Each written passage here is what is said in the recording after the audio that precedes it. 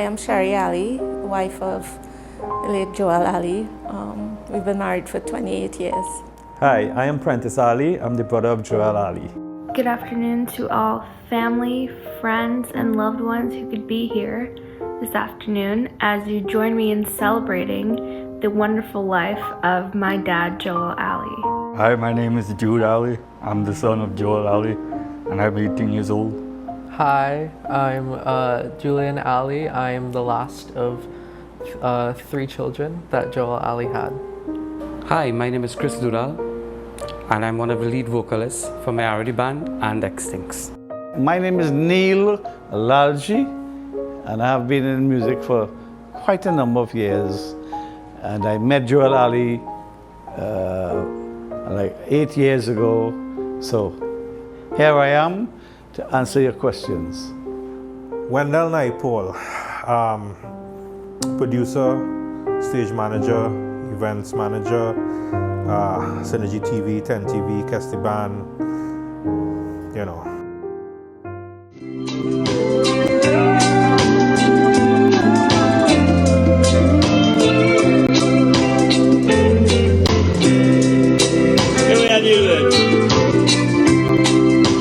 No woman, no cry. I tell you no, no woman, no cry. Right you are, right you are. No woman, no cry. I say no, no woman, no cry. Well, Joel and I met, I was living in Marbella. And Joel heard about me. It's like crazy, like he told me, he said, I've heard about you for so many years, but I've met you now. And I was doing live entertainment at Gold Dollar in Marbella. Gold Dollar was a place where people gamble and stuff. So Joel asked me one day, he came home by me and we sat down and talked. He said, so if you get some gigs for me at Gold Dollar, can we work something out? Yeah, I did. We worked something out. Joel Ali. It's an emotional day, really. But genuine human being, first of all. I met him back in 2015, 2016. Through a guy, a musician guy, a partner of mine, he's do recordings and stuff. A guy named Otto Williams. He was with the band before as well. And I called Joel. I said, Joel, where do I meet you? He said, where are you at? I said, I'm Princess Town. He said, I'm in San Fernando. Meet me by Planners Sports Bar. I did the audition outside of Planners while he was packing his instruments in the van. You know, he said, sing a soca. I sing a soca. He said, sing an Indian song. He said, sing a rock song. He said, we had to work on that. I met Joel in 2014. We were doing a rock session of different bands in Synergy TV, which I was producing. And Mayaro The Band, I've heard about the band before because I used to see a couple of stuff on YouTube, and I got in contact with them, and they were willing to come to Synergy TV to perform. And that was the first time I met Joel.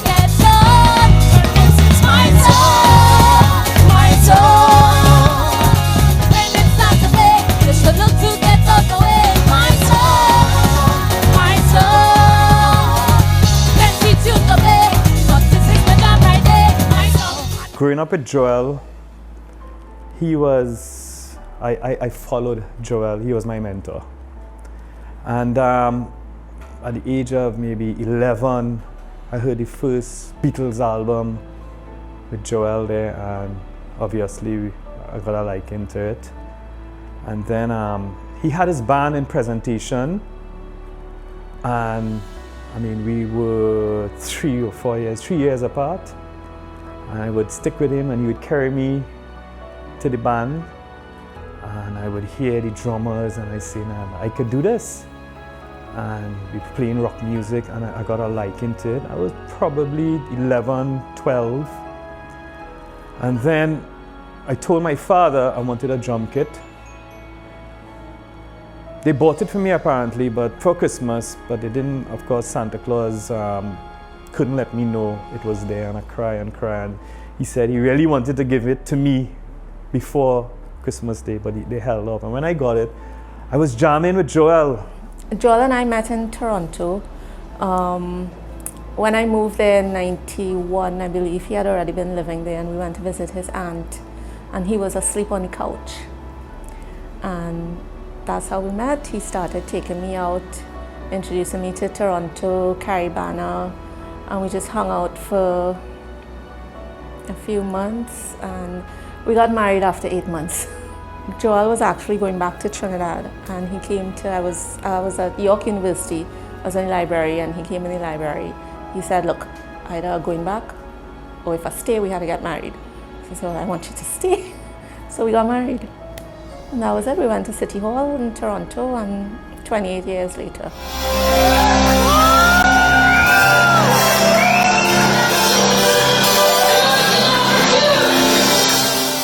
How could you even begin to put into words the sheer honor of knowing someone like my father?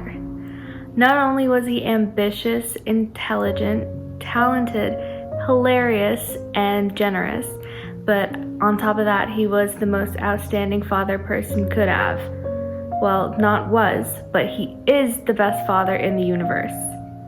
The world feels like it's lost all its color without you. I don't think anyone else I know could say that they performed in a rock band with their dad for 3 years, and I will take full bragging rights for that. My dad used to play a lot of Bob Marley when I was younger, and play a lot of Beatles and the Police. So I listened to mostly that type of music, not that much of soca. My relationship was fun, like really close. We had nicknames for each other. He used to call me and I used to call him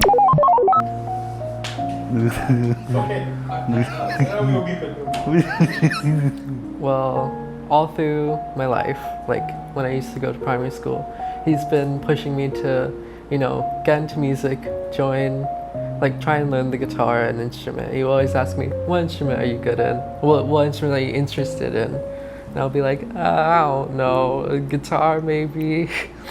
And I never really went into music until last year actually, because I was I'm very creative in I paint, I draw, and other stuff. So I just feel like I need another creative outlet, and I was I think now is the perfect time for me. I'm a very comfortable place right now. I'm gonna try my hand in music. So I was like, hey, teach me music. And he was like, yo, sure.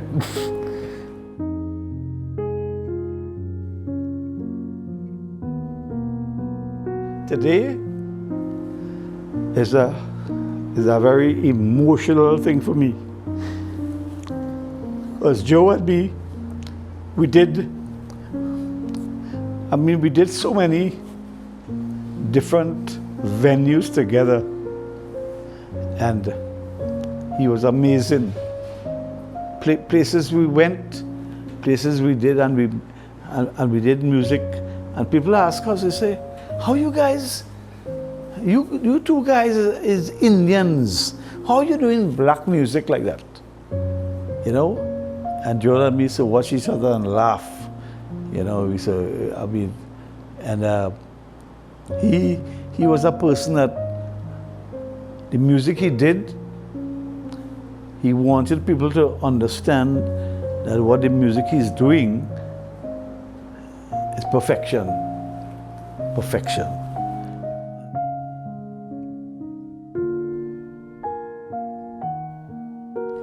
Over time, I've learned to be, sorry.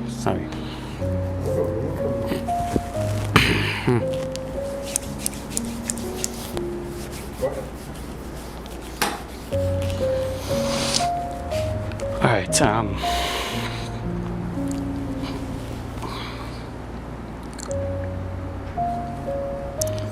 Mentor, brother, father, leader. I would describe him. We had a lot of falling out, real falling out. It's like, don't do it like that. We need to get it like this. Do you want to be a star or don't you want to be a star? That was his encouraging words to me. You know, I took it to heart, and then I didn't take it to heart. I said, this man crazy, this man know what I'm talking about. I was really a star already. I'm telling you, you're hot and you're sweaty, you could sing a little bit in the industry and you feel it's a star. But you always have to have somebody to guide you, to make you into that star. I don't know, Joel was that person for me. You know, Joel did a lot. He did a lot for me. Sometimes I couldn't come on a gig, he picked me up. Sick as he is, coming to pick me up. You know, and we have to get it done. And he used to always say, you know, it's not music business in alone, it's show business as well. So when you go out there, you are the show. And I will never forget that. Those are words I always kept with me. And it brought me closer to him, brought me closer to his family. Jude, Jade, excellent singer, Neil Algie. I ended up meeting Neil, and they were doing Neil and Joel. I was blown away by Neil's voice, by Joel's guitar, the places they were playing. I wanted to be everywhere they were playing as well, because Joel has this legacy that he wants to carry. He likes perfection. He likes the right thing. You don't like the halfway. You can't go halfway with Joel. You have to go all the way. If you're doing it halfway, better you stay one side. You know, if you come to the gig and you come halfway, you have to stay one side until you get yourself in order. Because it's not a joke, but it's something you love too. You could love it and have it and keep it loyal. And Joel showed me that. You know, and that he is a father figure to me and a brother.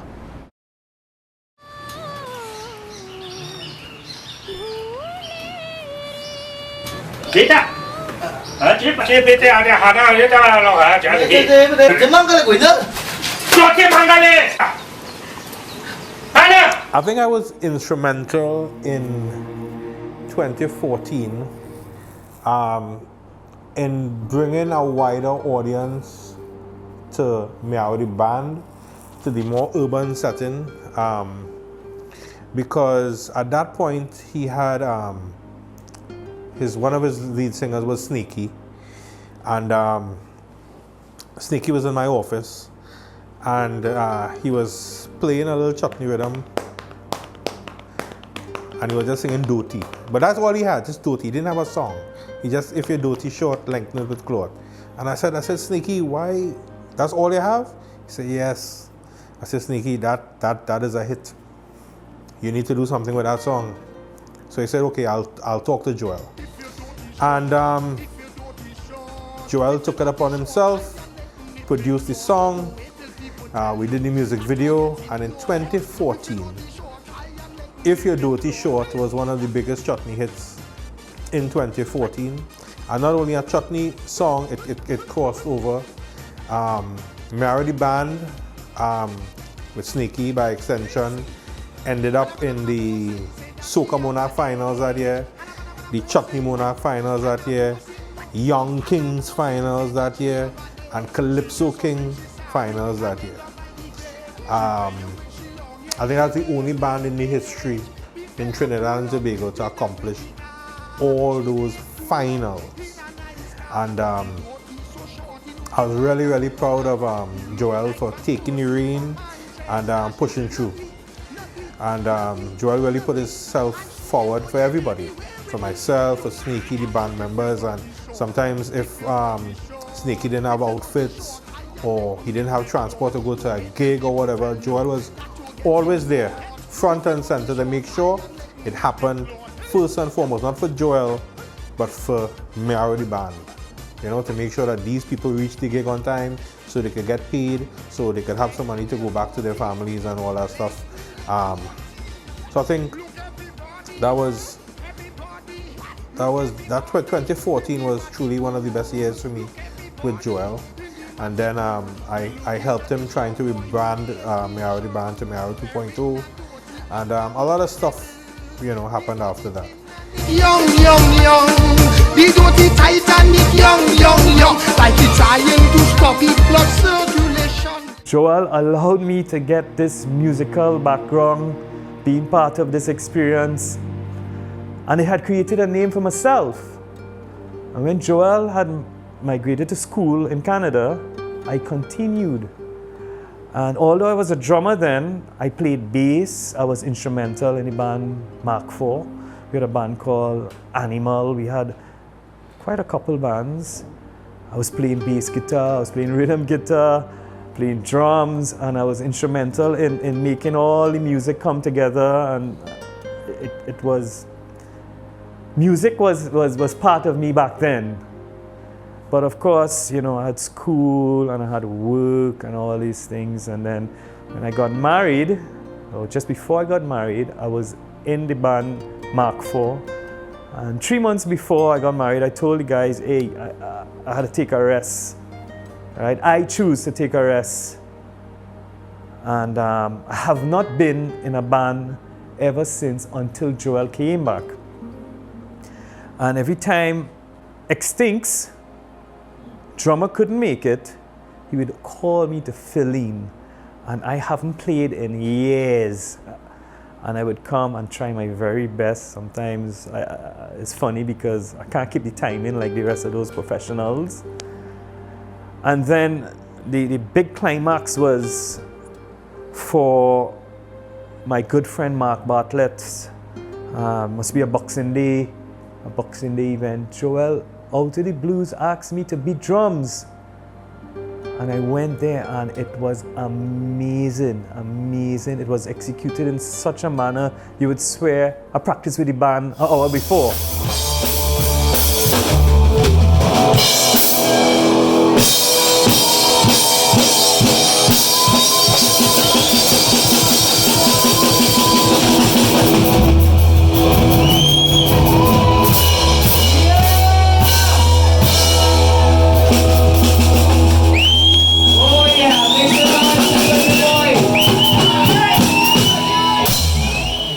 And he had asked me to do it again the following year, and I said, no, I don't want to spoil that moment. It was so perfect.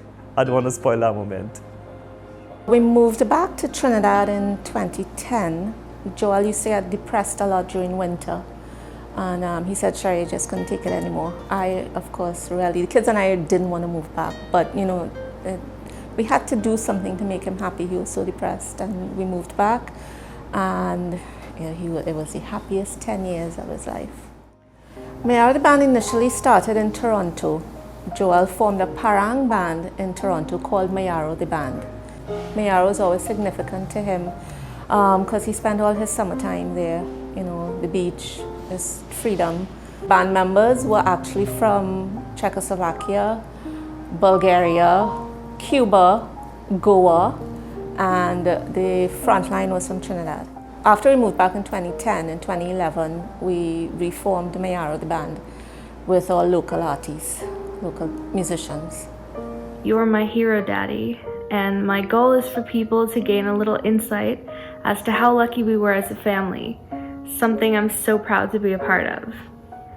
You could always tell how in love with his children he was, from the countless Barbie tea parties to letting us play in the music studio. He enriched our childhoods in every way possible.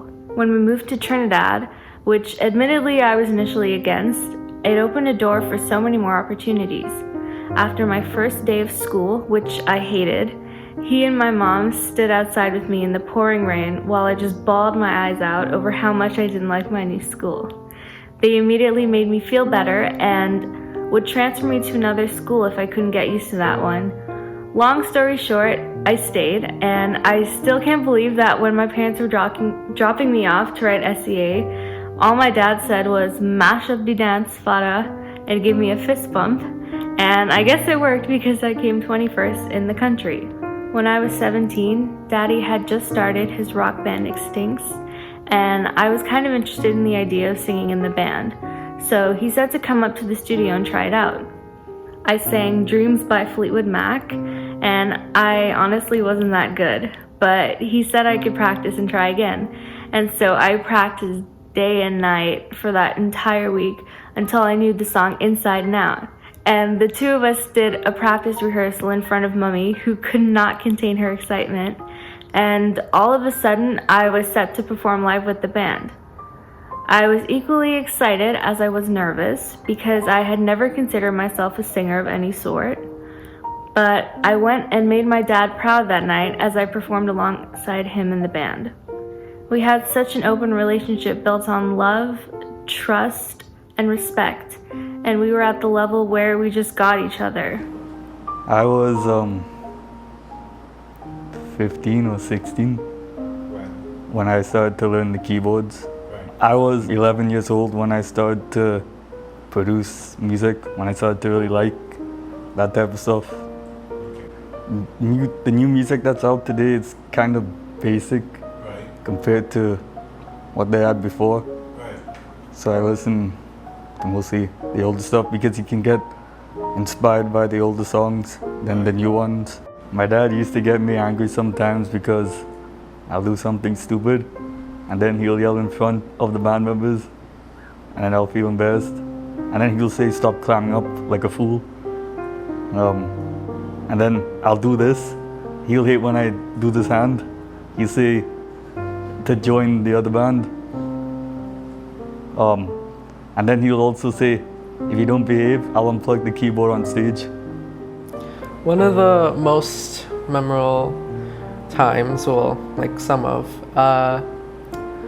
we went to the beach, and I don't like the beach, so I just wanted to go back in the car, so I did, and he joined me because I don't know, I think it was raining, and he was in the front seat, I was in the back just lying down, and we just talked so much about like creativity and how you can apply that to life and music, and I don't know, it was just really cool. And this one time I made the whole family and I had this idea. I was like, why don't we go like to the cross and just get like food and just talk and like at night, just in the car, have fun. And it was just very peaceful and calming, and yeah. I always told Joe, I said, "Joe, the people in this country, our country, wouldn't understand the level of music that you have. But we continue doing the music." And Joe Brown, who was Joel's mentor, I remember one day we went up by Joe Brown in Port of Spain there, and Joe Brown told Joel, he said, "Joe, he said, what you and Neil doing, continue doing that, because nobody else doing that." Jai Uja Maharaj, the host of Caribbean Connection, a radio show in Toronto, Canada, gave me a call and asked me to listen to some music that he had in his possession. He said it wasn't radio worthy, but he wanted me to have a look at it and really record it properly.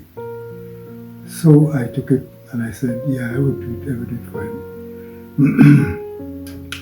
So I took the music, and it was around Independence time. It was about 20-something years ago.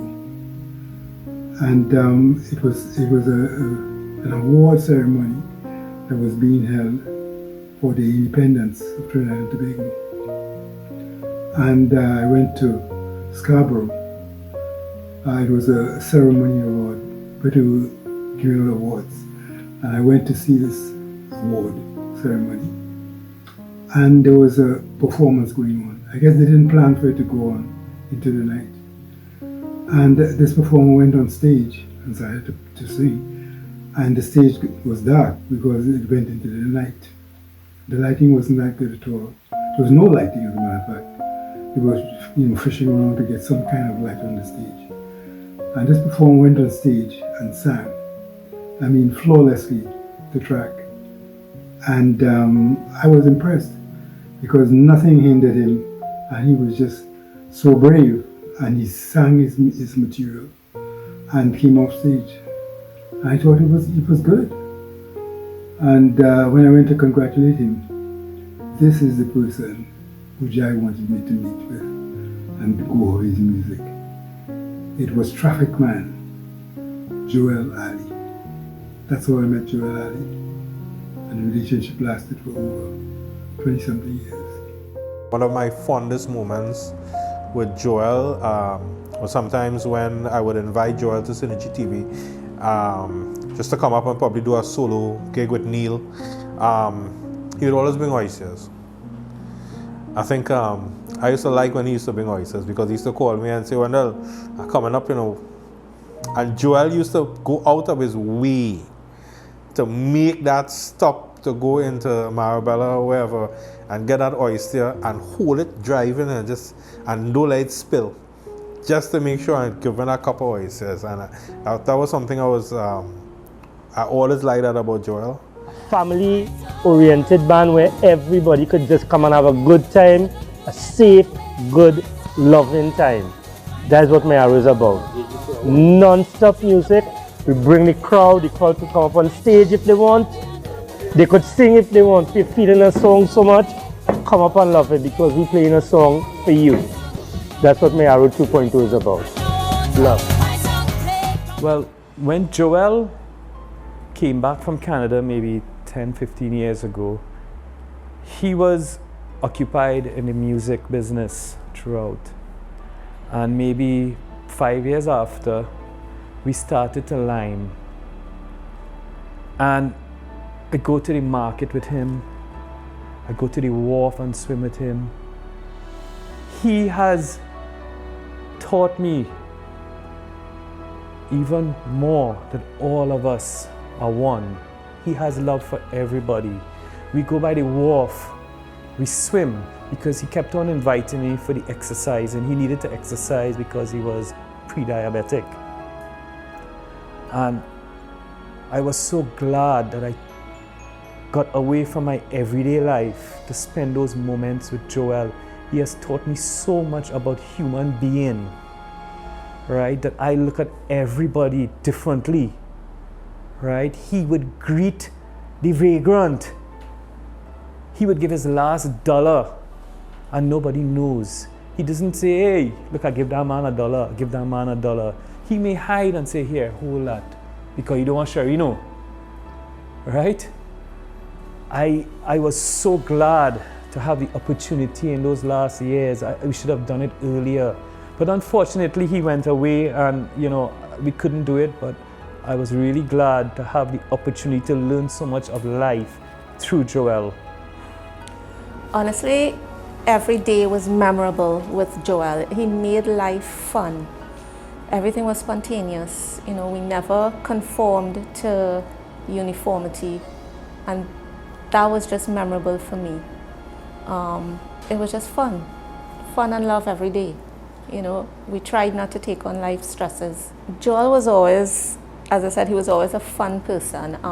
Every time he would warm up on stage, there was this particular song he would play that pissed me off all the time. No, it was just a melody he played. And when he would test the mic, he would call my name. He called me everything under the sun except Sherry. He would call me Punjabi, Pamsite Chow, Rajkumar. Anything he could make up, he would call me that. And that was fun. Yeah. He called me Sherry when he was upset, which wasn't very often. In July 2019, Joel was diagnosed with lymphoma. And a few months later, they realized there was something called mantle cell lymphoma, which is very aggressive. And that was in July 2019. He passed away in September 2020. So from then from diagnosis to passing, it was 13 months. I took care of him every day. He actually would go to chemo, come home, band rehearsal, or go to any gigs he had. Thank God it never affected him that way. And he performed up to December 2019, I believe. And I was with him when he passed. He just went so peacefully, so quickly. We weren't expecting it. We were getting ready to go to oncology for blood work. And then he just needed oxygen, and we gave him the oxygen. His brother Jody was there with me, and he just said he needed to lie down, and that was it. He passed away. We called the ambulance in the meantime, but the ambulance walked Jody through CPR, and it just wasn't enough. When Joel passed away, I was on my way to work in Monroe Road, and the neighbor called me and asked me if everything is okay home by mommy. Joel was staying by mommy. And I said, as far as I know, all is well, but thanks for calling. I will call and find out. I called Jody, and he said, boy, we just called the ambulance, and Joel flatlined for a minute or two, but everything is okay. Right, so I continued up. I was almost at my work in Monroe Road, and I continued there. And I called back to find out how everything going, and he said, boy, he has just passed away. I was a bit upset because I didn't know the severity of the whole situation at then, and he could have told me, hey, come down here, it's not looking good. Right, and well, I flew down there and we went through the whole process there. I was home, and then one of the aunts picked me up, and I didn't really know he passed until I showed up at the door. I was like, what the heck? Because on that day, he was going to record a song with Neil. It was a Parang song we did. We did a cover of Put a Little Love in Your Heart. So the night before that, he called me and said, get ready for tomorrow. So I was like excited for tomorrow, and then that happened.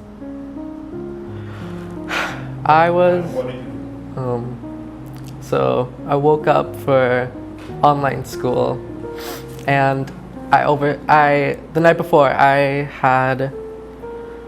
had to do this project, which was due in the morning for the first period, and I spent all night doing it that I overslept for the first period, so I didn't even get to hand it in. And I was like, crap, because this is like my first class I missed, so I was like, crap, and I started crying. So I called mommy and daddy, and I was like, yo, I'm like really sorry I missed the class, and then I explained why. And it was like 2 hours and an hour before he passed. The last words I heard from him was, I love you, and I'm not mad at you. And I don't know, I just remember it. I miss Joel's guidance a lot right now, because it's just, I don't know what to do about, I haven't played in a while, I haven't painted in a while, and it's just because I'm not motivated because he's gone. Trinidad and Tobago, and by extension, the world, for those who've known you, I think we lost a great musician. I've lost a good friend. We've lost a good person. We've lost a father, we've lost a husband. But I want you to know that we are keeping your legacy alive. We're going to do some stuff. We're going to continue with your son and your sons, Jude. We're going to help him develop his skill. We're going to work on the studio. We're going to work on a band room. We're definitely going to keep the Joel Foundation alive. Because that's one thing with Joel, I must say.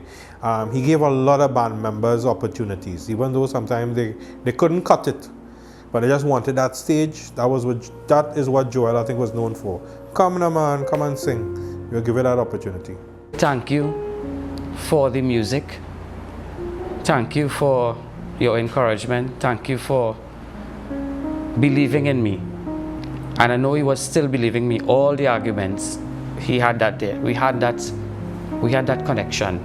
And I like to say thanks to him for believing in me, together with this Mayaro and Extincts. I have grown to love Joel and what he accomplished together with me. It was amazing, really amazing, and I say hats off to Joel. Joe, wherever you are, brother, you're in my heart. So this shirt I'm wearing tonight, this evening, was the last shirt I performed with Joel at Trinidad and Tobago Yacht Club at Christmas. And I wore this today. I have not worn this shirt since then. But when you all asked me to do this today, I wore the shirt because Joe was special to me. A lot of people don't know that because of Joe, I got to do a lot of more shows in Trinidad. I did shows in America. I lived there for 30 years. But the shows I did in Trinidad with Joe it surpassed the performances I did in New York. And today, I'm wearing this for him. Joe, wherever you are, I love you, and I hope that you keep playing wherever you are. God bless. The message I would like to tell my dad is thank you for teaching me how to produce music and what to listen for and how to correct band members and singers if they're singing off or playing bad, and for training my ears. Dad, over the years, I haven't had the time to tell you how much I love you because of how stubborn I was as a child. I want to say I'm sorry for how I was. I didn't understand how to think. And now I know because of you, and I love you so much for that. Daddy, I miss your presence so much, and I need you here because you're the one who helps me get over my grief. I would give anything to call you up just to hear you say hi baby again. I will more than live up to the potential you saw in me. I will make you proud, and I will do good things in your name, just like you did, because you always wanted to show everyone how we really do things. So that shall become my new duty to prove. Daddy, you are the light of my life and my best friend, and I love you all, as you would say. The world will never forget the mark that this rock star has made in the world, and I think we should all do our best to uphold the legacy he's left us. This is Major Tom to Ground Control, and love always from your special girl. I love you, Daddy.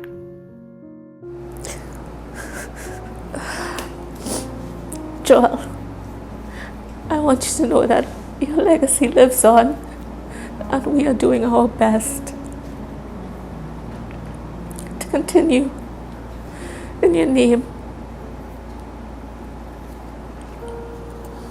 I miss you so much, and I promise we'll make you proud. There is a part 2 to this video coming eventually, where you will see the completed studio, and you will see artists recording and all that kind of stuff.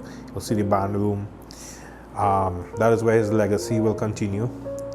And I just want to say, Joel, I miss you. We all love you. And in the immortal words of Joel Ali, I would just like to say, Bumbo. Peace. Give thanks and praises to the Most High. Give thanks and praises so I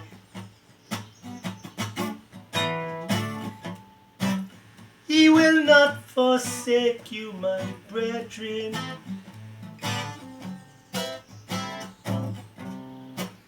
He will only lead us again. So take the veil from off of your eyes.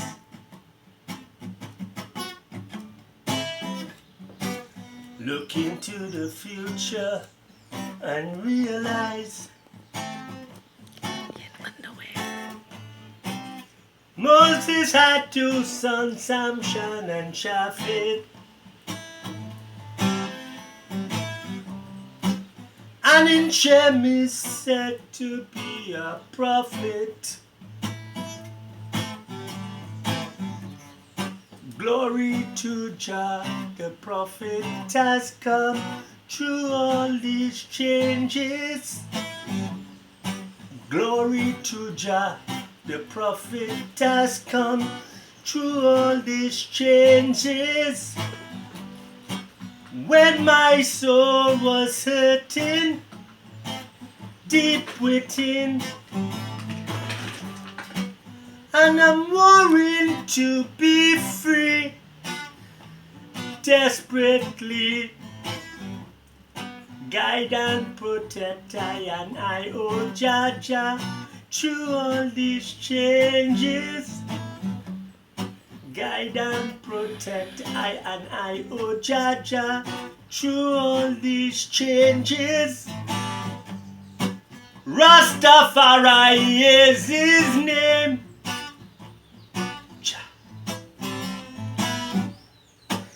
Rastafari is his name. Rastafari, one love. People in the world, keep it straight still. Bomba clad.